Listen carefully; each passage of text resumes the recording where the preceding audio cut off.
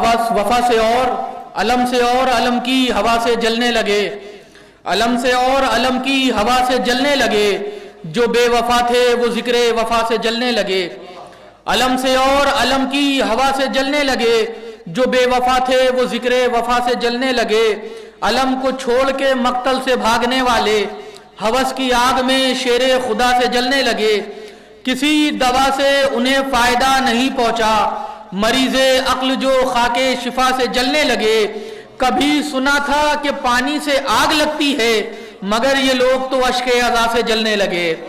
آئیے انہی مصروں کے ساتھ میں گزار ہوں علی جناب مولانا سید گلزار جعفری صاحب تارگڑھ سے کہ وہ آئیں اور اپنے نورانی بیان سے ہمارے قلوب کو مجلہ فرمائے۔ ولا قوة الا بالله العلي العظيم۔ اعوذ باللہ من الشیطان اللعین الرجیم، بسم اللہ الرحمن الرحیم، الحمدللہ رب العالمین، والصلاة والسلام على اشرف الانبیاء والمرسلین، خاتم النبیین سید المرسلین، مولانا ومقتدانا بالقاسم،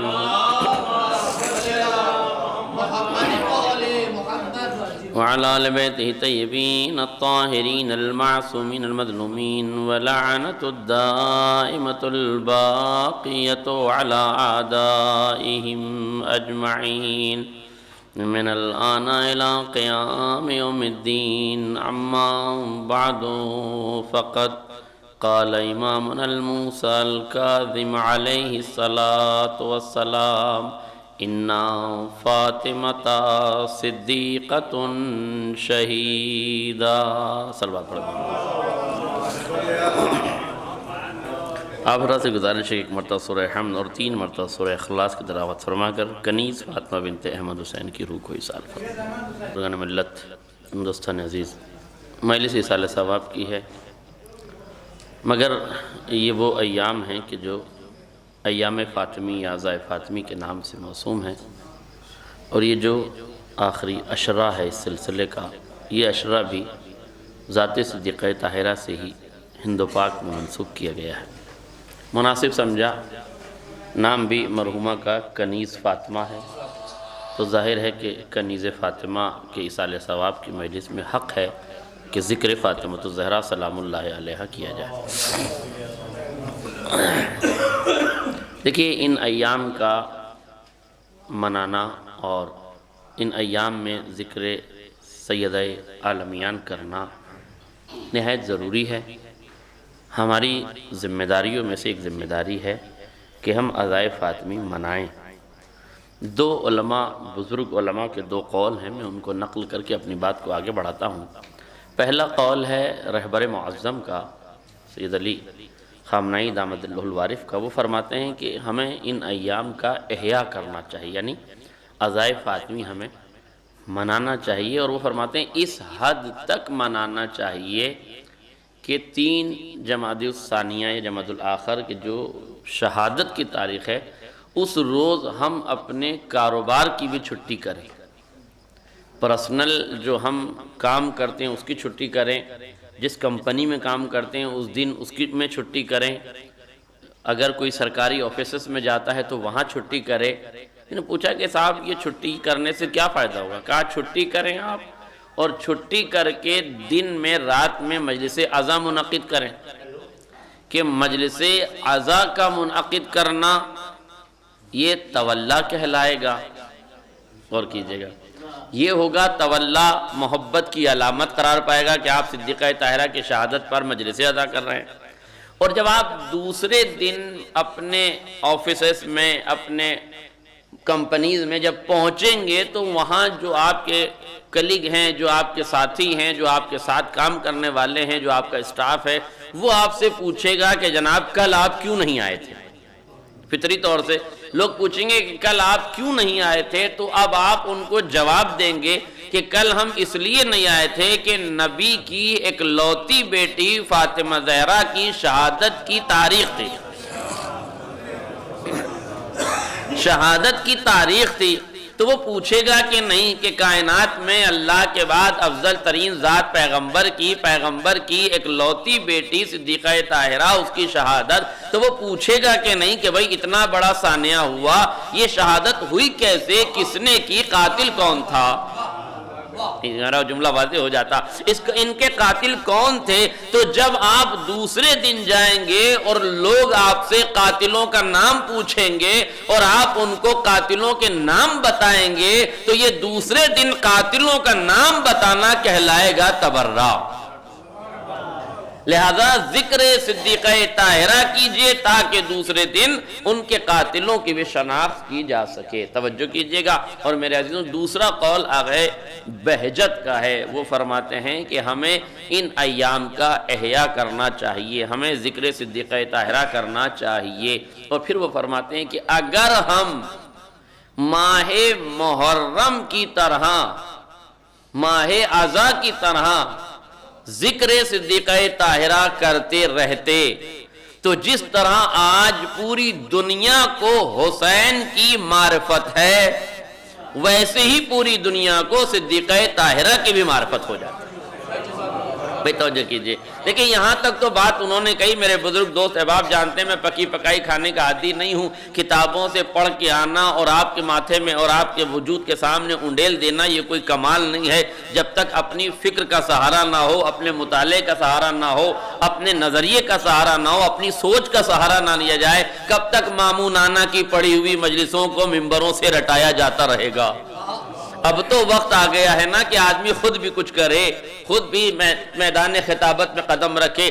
اس لیے میں ایک جملہ بڑھ کے آگے کہنا چاہتا ہوں، آغا بہجت نے یہ کہا کہ اگر ہم عزائے فاطمیہ بھی عزائے حسین کی طرح مناتے رہتے تو جیسے حسین پوری دنیا میں معروف ہیں ویسے صدیقہ طاہرہ بھی پوری دنیا میں معروف ہو جاتی۔ میں آگے چل کے ایک جملہ اور کہنا چاہتا ہوں، واقعاً اگر ہم نے عزائے فاطمیہ کو عزائے حسین کی طرح منایا ہوتا، اگر ہم نے محرم کی طرح عزائے فاطمی بھی منائی ہوتی، تو جس طرح آج پوری کائنات میں کوئی بھی سچا اچھا اور پکا مسلمان حسین کے قاتلوں پر اپنے بچوں کا نام نہیں رکھتا، اگر ہم عزائے فاطمی بھی ایسے ہی منائے ہوتے تو پھر کوئی سچا مسلمان فاطمہ کے قاتلوں پر اپنے بچوں کا نام نہ رکھتا۔ ایک صلوات پڑھنے محمد تو کوئی انسان اپنے بچوں کا نام صدیقہ طاہرہ کے قاتلوں پہ نہ رکھتا۔ اور میں ایک جملہ اور کہا کرتا ہوں، یاد رکھیے گا، توجہ کیجئے گا۔ دیکھیے بہت کم وقت ہے میرے پاس، معذرت چاہتا ہوں، ابھی مجھے فوراً ہی جانا ہے، سفر ہے میرا اور وقت بہت کم ہے، اس لیے میں بہت جلدی اپنی باتوں کو کہہ رہا ہوں۔ یاد رکھیے گا، آپ دین اسلام کا کوئی بھی سانحہ، کوئی بھی واقعہ امت مسلمہ کو سنا دیجئے، ضروری نہیں ہے کہ انسان بہت جلدی غدیر سن کے حق شناس ہو جائے، ضروری نہیں ہے کہ انسان کربلا سن کے بہت جلدی حق پر آ جائے، آپ کے دائرے تشیع میں آ جائے، آپ کے شیعت کے دائرے میں آ جائے، آپ کی تہذیب میں آ جائے، ضروری نہیں ہے۔ مگر میرے عزیزوں یاد رکھیے گا، اگر تشیع کے دائرے میں لانے کے لیے کوئی ٹرننگ پوائنٹ ہے، اگر کوئی ایسا المیہ ہے جسے بتا کر لوگوں کو آسانی سے اپنی طرف کیا جا سکتا ہے تو وہ صدیقہ طاہرہ کی عظمت ہے، ان کی شہادت ہے، ان کی صداقت ہے۔ یہی فقرہ میں نے تلاوت کی جو امام ساتویں امام موسیٰ کاظم علیہ السلام نے فرمایا، بے شک فاطمہ، بے شک صدیقہ طاہرہ فاطمہ صادقہ ہیں، صدیقہ ہیں اور شہیدہ ہیں، یعنی صداقت کا محور بھی آپ ہیں اور شہادت کا محور بھی آپ ہی کی ذات ہے۔ دیکھیے اگر واقعاً یہ ٹرننگ پوائنٹ ہے ہمارے لیے، اگر ہم امت مسلمہ کو صدیقہ طاہرہ کی عظمتوں کو بتا دیں، اس لیے کہ دنیا نے جسے سچی بنا دی ہے، جب ان پر لوگ گرویدہ ہیں، آج میرا جملہ واضح ہو جاتا، جب دنیا کے کارخانے صداقت سے بنی ہوئے صدیق اور صدیقہ قابل احترام ہیں، تو جنہیں وحی کے سانچے میں ڈھال کے قدرت نے صدیق اور صدیقہ بنایا ہو، ان کی عظمتوں کا کیا عالم ہوگا؟ بس ضروری ہے کہ ہم ان کو وحی کے اجالوں میں صداقت کی حقیقتیں بتانے لگ جائیں۔ غور فرمائیے گا، ہماری ذمہ داری ہے کہ ہم بتانا. اور میں نے جو دعویٰ کیا ہے کہ ٹرننگ پوائنٹ ہے صدیقہ طاہرہ کا کی حیات طیبہ اور ان کے بیانات اور ان کے اقوال اور ان کے دعوے اور ان کا خطبہ فدق، یہ ساری چیزیں جو ہے وہ ٹرننگ پوائنٹ ہے. اگر ہم کسی کو واقعاً سچے مسلمان کو، زندہ ضمیر مسلمان کو یہ سنا دیں اور سمجھا دیں تو پھر بعید ہے کہ وہ اس وادی ضلالت و گمراہی میں رہ جائے، بغیر اس کے کہ وہ فوراً ہماری طرف چلا ہے. دلیل میں دیتا ہوں، بہت مشہور واقعہ ہے لیکن دلیل کے طور پر ملاحظہ فرمائیے. علامہ اسماعیل دیوبندی یہ پہلے بہت بڑے مناظر تھے، ہندوستان میں بھی مناظرہ کیا انہوں نے اور میگریٹ ہو کے یہ پاکستان چلے گئے. جب پاکستان گئے تو پنجاب اور سندھ کے علاقوں میں انہوں نے کافی مناظرے کیے، اور آج جو پنجاب اور سندھ میں جو شیعت ظاہری طور پر آپ کو نظر آ رہی ہے وہ انہی مناظروں کی دین ہے. اور فرمائیے گا، یہ اور بات ہے کہ انہوں نے مناظرے سے اپنا کام کر دیا تھا، اب بعد میں آنے والے علماء اور دوسرے مذاکرین اور واحدین کی ذمہ داری تھی کہ جو لوگ مناظرے سے شیعہ ہو چکے ہیں انہیں حقائق اسلام بھی بتا دیے جاتے، احکامات اسلامی سے بھی ان کو روشناس کرا دیا جاتا. وہ کہتے ہیں کہ میں ایک بار ایک مناظرہ جیت کے کسی ذاکر سے، بڑے پاکستان کے کسی بڑے ذاکر سے ایک مناظرہ میں نے جیت لیا، شیعہ ذاکر سے مناظرہ جیت کے آئے اور باقاعدہ انہیں کندھے پہ بٹھا کر، ہاتھوں پر اٹھا کر ان کے چاہنے والے انہیں لے کر آ رہے تھے. جب تک ان کا تعلق جو ہے وہ نظریہ اہل سنت سے تھے اور انہوں نے مناظرہ کیا. مناظرہ وہ کسی پنجابی ذاکر سے جیت گئے، جیت کے جشن منا کے، خوشیاں منا کے وہ اس گاؤں میں آئے کہ جہاں ان کے مناظرے کا جشن منایا جا رہا تھا. توجہ کیجئے گا، یہ اپنے اس جشن مناظرہ فتحیابی میں مشغول و مصروف تھے کہ انہیں خبر ملی، کسی نے آ کے کہا کہ حضور اس گاؤں اور دیہات میں ایک سید زادہ ہے، وہ آیا ہے آپ سے کچھ سوال کرنا چاہتا ہے. ظاہر ہے جو آدمی مناظرہ جیت کر آیا ہو، جسے علم کا غرہ ہو، علم کا غرور ہو، اور جو بڑے بڑے ذاکروں کو پچھاڑ کر آیا ہو، اس کے سامنے ایک آدمی کی ظاہری حیثیت کیا ہوتی ہے. انہوں نے پنجابی زبان میں بڑے موٹے سے الفاظ میں کچھ کہا جو میں ممبر سے نہیں کہہ سکتا، لیکن انہوں نے اپنی زبان میں کہا کہ انہیں یہاں سے بھیجو، میں ان سے بات کرنے کے لیے تیار نہیں ہوں. جو پیغام لے کر آیا تھا اس نے کہا قبلہ خبردار، یہ جو آیا ہے یہ سید زادہ ہے.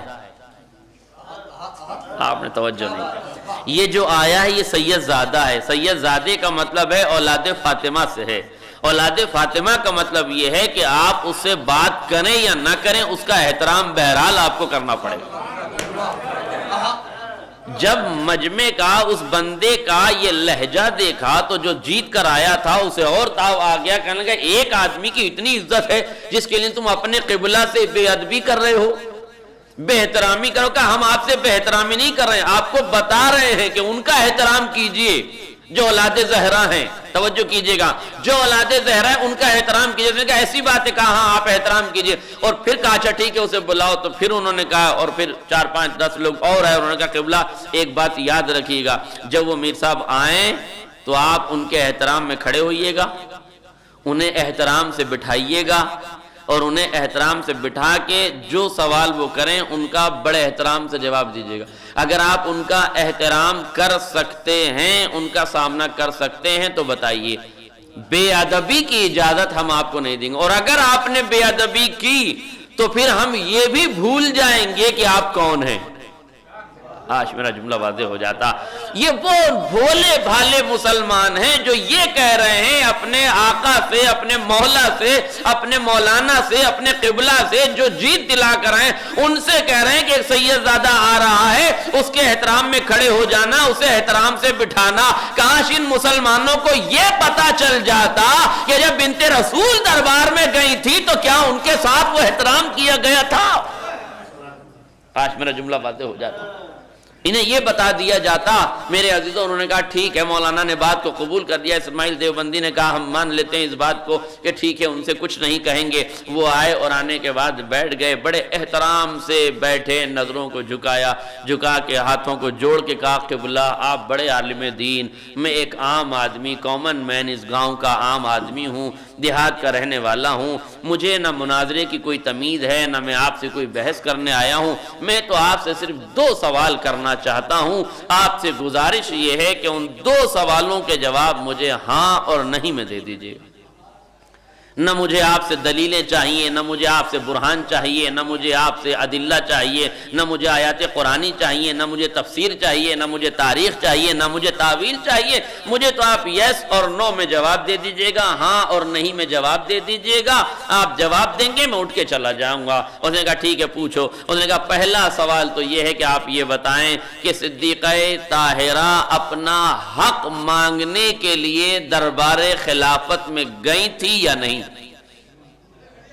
یہ کہہ کے چپ ہو گئی. گئی تھی یا نہیں؟ انہوں نے کہا کہ وہ تاریخ یہ کہتی ہے. کہا مجھے نہ تاریخ کا بیان سننا، نہ مجھے روایات کا بیان سننا. ہاں یا نہیں، گئی تھی یا نہیں گئی تھی؟ دو ہی صورتیں ہیں، یا تو گئی تھی یا نہیں گئی تھی. اس نے کہا جی ہاں گئی تھی. کہا بس دوسرا جواب اور دے دیں، میری بات مکمل ہو گئی، میں چلا اور آپ کے مجمع کو سنبھال لیجئے. اس نے کہا بتائیے دوسرا سوال. کہا دوسرا سوال یہ ہے کہ جب صدیقہ طاہرہ اپنا حق مانگنے گئی جس کا آپ اعتراف کر چکے ہیں، تو یہ بھی بتا دیں کہ حکومت نے ان کا حق دیا یا نہیں. ان کا حق. اب وہ پھر تل ملانے لگے، میراث نہیں ہوتی اور یہ نہیں ہوتا وہ نہیں ہوتا. انہوں نے کہا قبلہ مجھے نہ آیتیں چاہیے، نہ روایتیں، نہ دلیلیں چاہیے، نہ برہان. مجھے تو صرف یہ بتا دیجئے کہ دیا تھا یا نہیں. ابھی یہ لفظوں کو دہرا رہے تھے کہ وہ لوگ کہ جو انہیں کاندھوں پہ اٹھا کے مناظرہ جیتنے کا جشن منا رہے تھے، انہوں نے اپنی اپنی لاٹھیاں نکالی، اپنے اپنے ڈنڈے نکالے، اپنی اپنی تلواریں نکالی، آستینوں کو الٹ کے کہنے لگے قبلہ آپ تو ان لوگوں کا نام بتائیے جنہوں نے صدیقہ طاہرہ کا حق نہیں دیا. آپ تو ان لوگوں کا نام بتائیے. علامہ اسماعیل دیوبندی کہتے ہیں میں نے نظر جھکا لی، میں ان بھولے بھالے مسلمانوں کو کیسے بتا دوں کہ جن کے احترام میں ابھی مناظرہ جیت کر آیا ہوں وہی تو غاصب حق کے فدا کے زہرا ہے. میں انہیں کیسے بتا دوں؟ جیسے ہی علامہ اسماعیل دیوبندی نے نظریں جھکائی، لوگ سمجھ گئے کہ کیا ہوا اور کیا نہیں ہوا. وہاں سے اسماعیل دیوبندی نے بتایا کہ کن لوگوں نے حق نہیں دیا تھا. علامہ اسماعیل دیوبندی کہتے ہیں میں سارے مناظرے تو جیت گیا تھا مگر اس سوال پہ آ کے ہار گیا، اور میں نے وہ راستے ہی چھوڑ دیے جس پر مجھے ہار ملی تھی. میں اس راستے پر آ گیا جو صدیقہ طاہرہ کا راستہ. ایک صلوات پڑھنے محمد.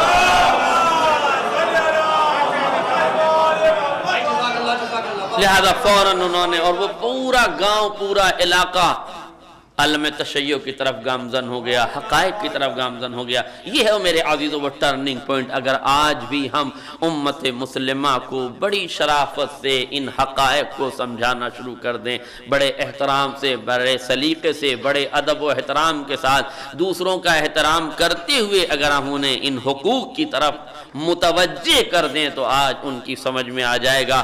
فدق کسی چھوٹے موٹے باغ کا نام نہیں تھا، پوری ریاست کا نام تھا. چھوٹے موٹے باغ کا نام نہیں تھا، پوری ریاست تھی جسے حکومت ہڑپنا چاہتی تھی.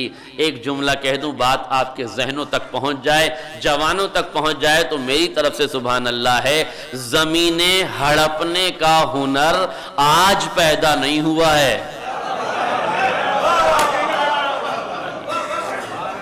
زمینیں ہڑپنے کا ہنر آج پیدا نہیں ہوا ہے. یہ ہنر تو حکومت کے کارندوں نے بہت پہلے کیا تھا. اس لیے ہم آج کے حکمرانوں پہ لعنت نہیں پڑھتے، ہم تو کہتے ہیں لعن اللہ من اسس اساس الظلم والجور. زیارت عاشورہ میں یہی کہا گیا ہے ان لوگوں پر بھی لعنت ہو جنہوں نے ظلم کی بنیادیں رکھی تھی. من اسس اساس الظلم والجور. میرے عزیزو فدق کیا تھا؟ فدق کوئی چھوٹا موٹا علاقہ تھوڑی تھا، پوری ریاست تھی. خیبر کا پورا وہ علاقہ تھا جو بغیر جنگ کے یہودیوں نے پیغمبر اسلام کی خدمت میں پیش کر دیا تھا. اور پیغمبر اسلام جو وحی کے آئینے میں ڈھلے ہوئے تھے، جو الہام کے سانچے میں ڈھلے ہوئے تھے، وما ينطق عن الهوى ان هو الا وحی یوحى کا تالا جس کے لبوں پہ لگا ہوا تھا، جو بولتا ہی نہیں تھا جب تک کہ وحی کا اشارہ نہ ہو جائے، وہ کچھ کہتا ہی نہیں تھا جب تک قرآن اشارہ نہ دے دے. جیسے ہی فتح خیبر ہوا اور خیبر کا وہ علاقہ فدق کی صورت میں پیغمبر اسلام کے نام لکھ دیا گیا، تو خالی پیغمبر کو نہیں دیا گیا، حکم ربانی ہوا وَآتِ ذَا الْقُرْبَى حَقَّهُ. اے پیغمبر اپنے قرابت داروں کو اس حق کو دے دیے. دے دیجئے، وآتے ذی القربى حقہ۔ توجہ کیجئے گا کہ لفظ کی طرف اشارہ کرنا چاہتا ہوں، میں نے بھی ترجمہ کر دیا ہے قرابت داروں، رشتہ داروں، اور آپ بھی اس لفظ کو سنتے رہتے ہوں گے، قرابت داروں، رشتہ داروں۔ دیکھیے اس میں لفظ استعمال ہوا قربہ، کیا ہے؟ قربہ۔ قربہ کا لفظ جمع کا نہیں ہے، واحد کا ہے، اس میں تفضیل کا صیغہ ہے، مرد کے لیے الگ استعمال ہوتا ہے، عورت کے لیے الگ استعمال ہوتا ہے۔ میں چند مثالیں دوں گا، آپ کے سمجھ میں آ جائے گا۔ اکبر یعنی سب سے بڑا، اگر اکبر سب سے بڑا کون؟ مرد، عورت نہیں۔ اگر عورت کے لیے کہا جائے سب سے بڑی تو کبرا، اکبر نہیں کہیں گے، اکبر مرد، کبرا عورت، اصغر چھوٹا مرد، صغرا چھوٹی عورت، اعظم عظیم انسان مرد، عظما عظیم خاتون، اقرب سب سے زیادہ قریب مرد، قربا سب سے زیادہ قریب خاتون۔ آج میرا جملہ واضح ہو جائے۔ وَآتِ ذَا الْقُرْبَى، قربا یعنی جو سب سے قریب ترین خاتون ہو اسے دے دیا جائے۔ اب تاریخ سے پوچھو کہ جب فدق پیغمبر کو ملا تو پیغمبر کے نزدیک سب سے قریب خاتون کون تھی جس کے نام پیغمبر نے فدق کر دیا؟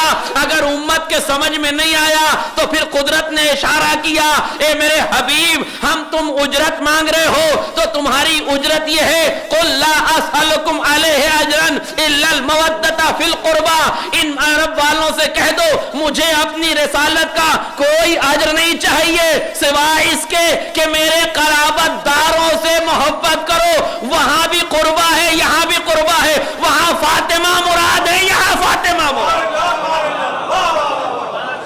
وہاں بھی فاطمہ ہے۔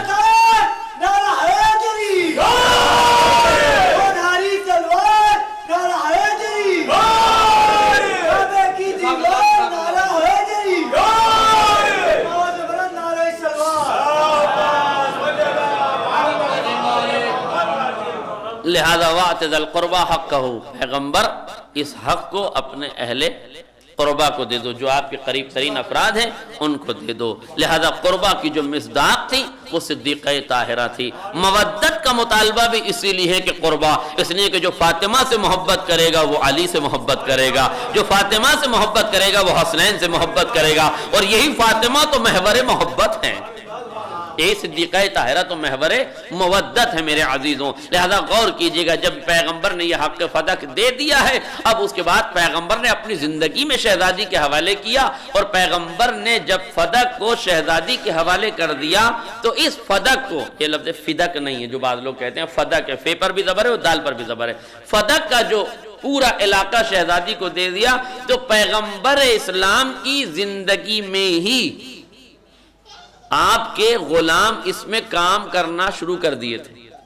پیغمبر اسلام نے اپنی زندگی میں شہزادی کو دے دیا تو ظاہر ہے اب جو اس کی آمدنی ہوتی تھی، جو اس میں غلات ہوتے تھے، جو اس میں کسانی کرتے تھے، جو اس میں مزدوری کرتے تھے، وہ مزدور شہزادی نے معین کر دیے تھے، اور شہزادی کی زندگی میں وہاں پر وہ غلام کام کرتے تھے شہزادی کے اشارے پر۔ مالکہ شہزادی تھی، مملوک اور غلام اس میں کام کرتے تھے۔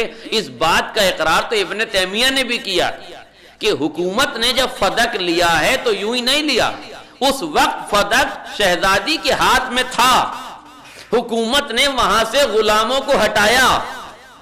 یہ اور بات ہے کہ بغیر قانون پاس کیے ہٹایا۔ آج تو اتنا احترام ہے کہ قانون کے دائرے میں کام کیا جا رہا ہے، کل تو لا قانونیت کا یہ عالم تھا کہ کوئی قانون نہیں پاس کیا گیا، مگر فدق کی جاگیر، فدق کی جائیداد کو بغیر کسی عذر کے لے لیا گیا، حکومت نے اپنے ہاتھ میں لیا۔ حکومت کو یہ بھی تو دکھانا تھا کہ ہم حاکم ہیں، اس لیے حاکمیت دکھانے کے لیے انہوں نے فدق پر قبضہ کر لیا۔ دیکھیے پیغمبر اسلام نے فدق کو ہبہ کیا تھا، وقف نہیں کیا تھا، یہ بھی سمجھ لیجئے، وقف نہیں کیا تھا، ہبہ کیا تھا۔ وقف اور ہبہ میں فرق ہوتا ہے، وقف کو بیچا نہیں جا سکتا، وقف کو میراث میں منتقل نہیں کیا جا سکتا، مگر ہبہ کو بیچا بھی جا سکتا ہے، اور میراث میں منتقل کیا جا سکتا ہے۔ لہذا یہ سمجھ میں رہے بات کہ وقف نہیں تھا۔ کوئی اگر یہ کہہ دے کہ وقف تھا لہذا وقف کی جائیداد تو بہت سے لوگ استعمال کر سکتے ہیں۔ البتہ میں نے آج لکھنؤ میں یہ جملہ کہا تھا کہ وقف بیچا نہیں جاتا، مگر لکھنؤ نہیں ہے، ہاں وہاں بیچ بھی دیا جاتا ہے، اور آپ دیکھ رہے ہیں حالات بیچنے والوں کے بھی، ملاحظہ فرما رہے ہیں نا، تو اس لیے شریعت میں نہیں بیچا جاتا۔ اب اگر کسی علاقے میں بیچا جاتا ہے تو شریعت کے خلاف بیچا جاتا ہے۔ وقف کی جائیداد کو بیچنے کی اجازت نہیں ہوتی۔ ہاں وہ ایک الگ بات کے مسئلے ہیں کہ کن صورتوں میں بیچا جاتا ہے۔ فی الحال اتنا سمجھ لیجئے کہ ہبہ تھا، میراث نہیں تھی۔ پہلے مرحلے میں میراث کب ملتی ہے؟ میراث تو بعد وفات منتقل ہوتی ہے، زندگی میں نہیں ملتی وقت میراث۔ میراث کب ملتی ہے؟ مرنے کے بعد۔ تو فدق جو ہے وہ میراث نہیں تھی بلکہ ہبہ تھا۔ اب آپ کہیں گے شہزادی نے میراث کی آیتیں کیوں پڑھی؟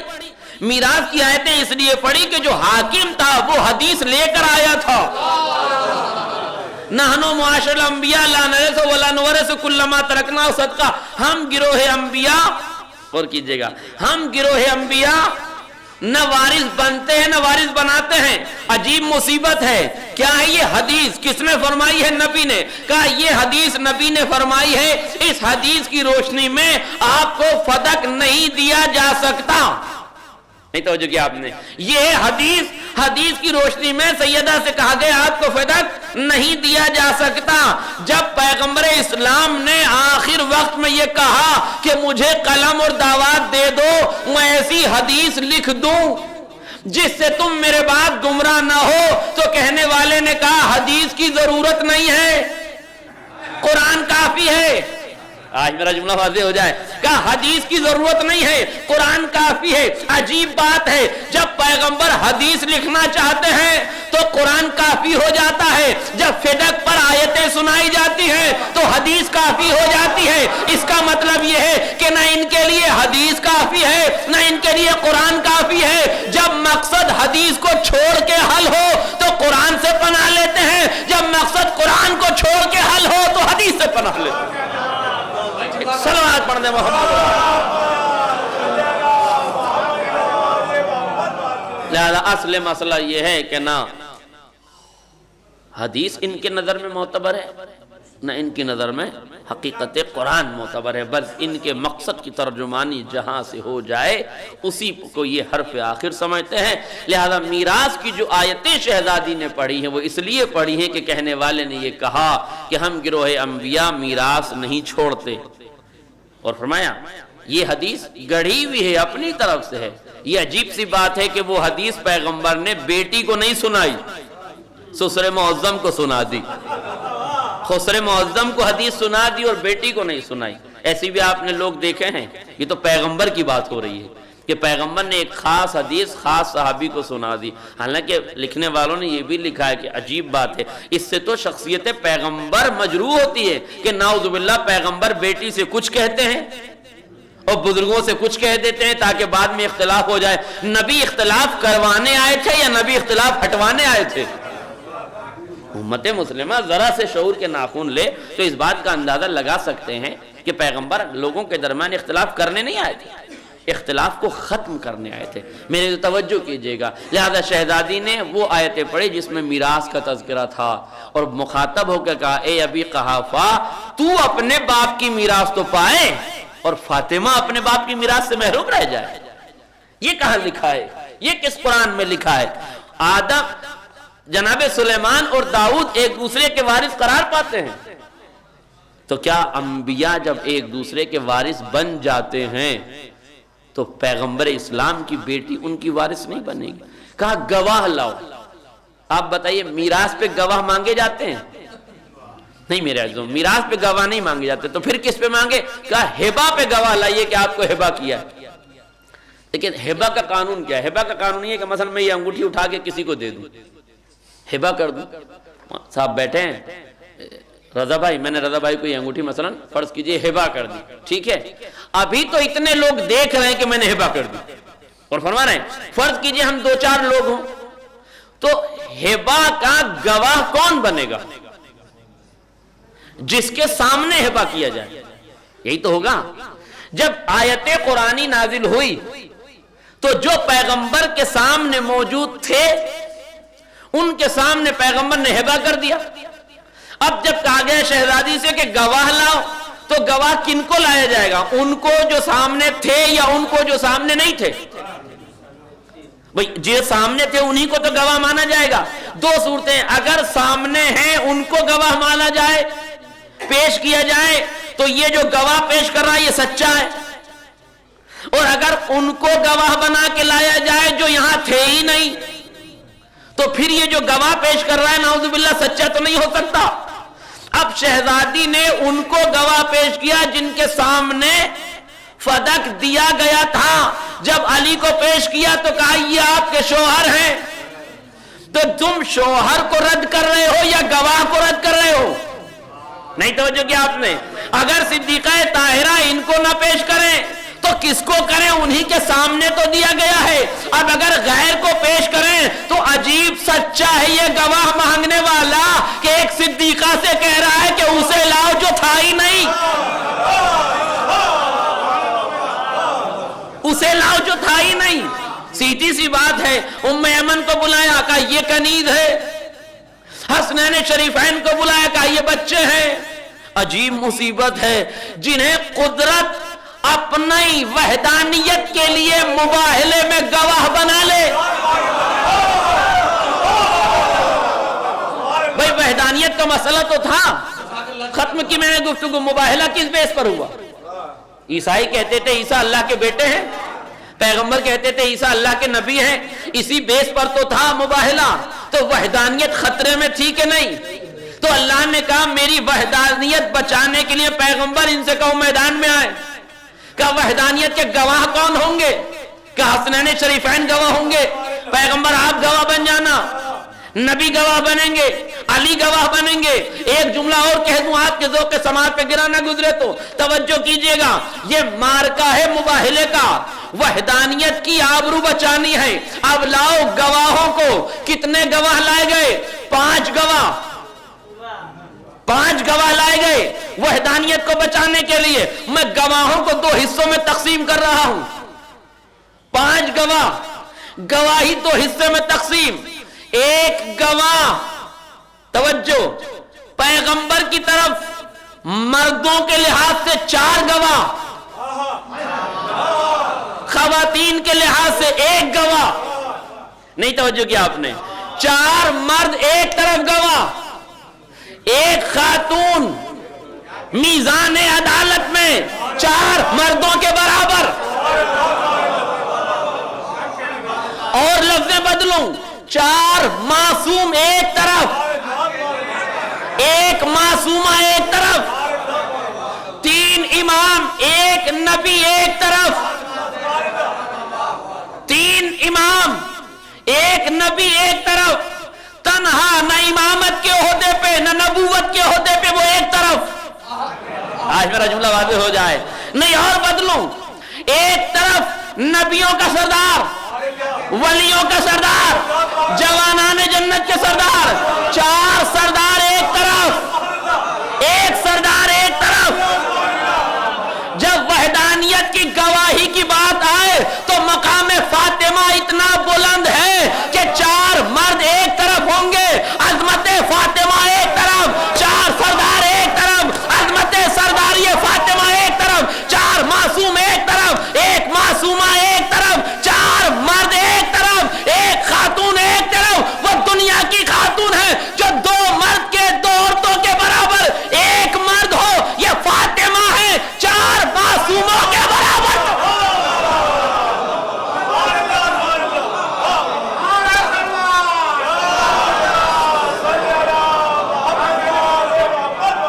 کرے کوئی عظمت فاطمہ سے مقابلہ، کرے کوئی عظمت صدیقہ طاہرہ سے مقابلہ. دنیا کی تمام تر گواہیوں میں قرآن کہتا ہے کہ اگر مرد اور عورت کو گواہ کے طور پر پیش کرو تو 2 مرد، 1 مرد اور 2 عورتوں کی گواہی برابر. اللہ اکبر. 2 عورتیں اور 1 مرد برابر. تو ہونا کیا چاہیے تھا کہ 4 مردوں کے مقابل میں 8 خواتین ہونی چاہیے تھی، مگر قدرت نے نظام بدل دیا. گواہی کا طریقہ بدل دیا. اب تو حاکم کو عقل آ جانا چاہیے, اس سے گواہ مانگ رہے ہو جو وحدت کی تجلی میں تنہا گواہ بن کے جو وحدت کے میدان میں تنہا گواہ بن کے جاتی ہے, جس کی گواہی 4 معصوموں کے مقابل میں تنہا ہے, جس کی گواہی 4 سرداروں کے مقابل میں تنہا ہے, جس کی گواہی 4 مردوں کے مقابل میں تنہا ہے, جس کی گواہی 4 عہدوں کے درمیان میں تنہا ہے, اس کی گواہی جو 3 امام اور 1 نبی کی گواہی ایک طرف ہے, نہ عہدہ نبوت ہے ظاہراً نہ عہدہ امامت ہے, مگر اتنی عظمتیں ہیں کہ عظمت کا عالم یہ ہے کہ ختم المرسلین بھی جب فاطمہ کو آتا دیکھتے ہیں تو جگہ سے کھڑے ہو جاتے. اور یہ میں نہیں کہہ رہا ہوں, یہ صحیح کتابوں میں لکھا ہوا ہے. اجلسہا من مجلس ہی, جب شہزادی آتی تھی تو پیغمبر اپنے مقام سے کھڑے ہو جاتے تھے. مجھے آپ بتائیے نبی کس کے لیے کھڑے ہوتے تھے؟ نبی صرف اسی کے لیے کھڑے ہو سکتے ہیں جو ان کے عہدے کی برابری رکھتا.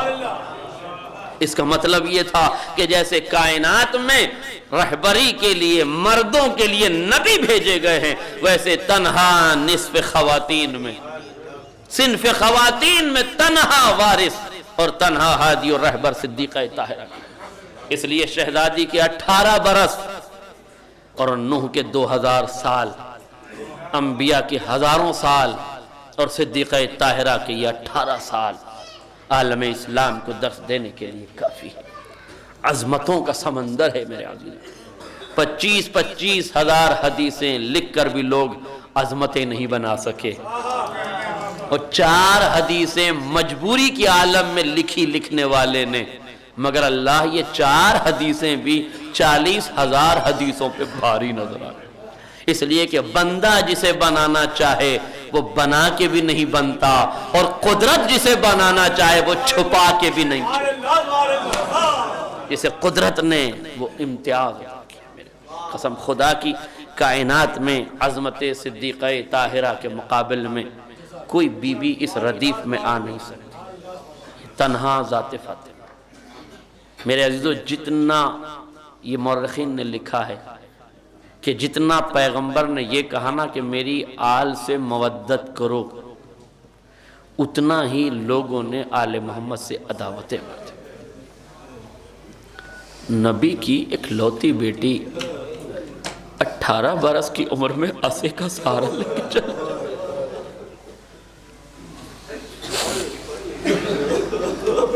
18 برس کی عمر عصے کا سہارا لے کے چلتی ہے صحن خانہ میں.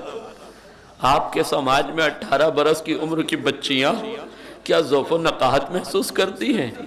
گھر آنگن میں دوڑتی پھرتی ہیں, مگر فاطمہ عصے کا سہارا لے کے چلتی ہیں. آپ کے یہاں 18 برس کی عمر میں بچیاں بال سنوارتی ہیں, مگر فاطمہ کے بال سفید ہو چکے تھے.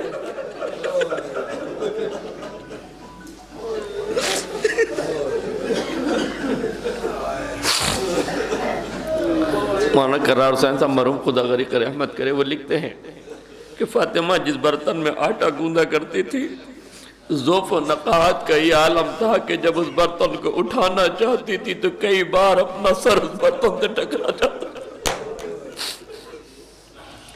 فاطمہ بابا کے مزار پہ رونے جاتی تھی نا, ایک درخت تھا, اس درخت کے سائے میں فاطمہ بیٹھ کے رویا کرتی تھی. تاریخ کہتی ہے ایک دن فاطمہ جب روتی ہوئی گھر آئی تو آج درد میں اضافہ ہے, کرب میں اضافہ ہے. فاطمہ کا لہجہ درد میں ڈوبا ہوا ہے. علی نے محسوس کیا فاطمہ روز روتی ہو, گریا میں درد ہوتا ہے, مگر آج کچھ گریا میں درد سوا ہے. آج کیا بات ہے, خیریت تو ہے؟ کہ ابو الحسن روز بچوں کو لے کے جس درخت کے نیچے بیٹھ کے رویا کرتی تھی نا, آج ظالموں نے اس درخت کو کاٹ دیا. فاطمہ دن بھر حسن حسین کو دھوپ میں بیٹھ کے اپنے پاپا پہ روتی. جزاکم ربکم خیر الجزا.